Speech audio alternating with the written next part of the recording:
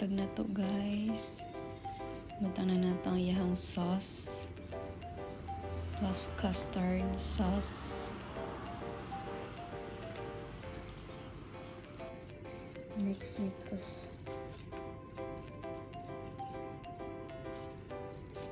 Ito is very healthy. Healthy siya sa body. Pero, for sure, sa mga first timer, hindi ganahan sa lasa kay medyo na siya baho. Pero, pag maanad na palamig mo de, so na, di ko makanan yan. Gini na to, every grocery na mo. Ang palit na ko na to, naanad mo ko kaon. Then, nagutang sa rice.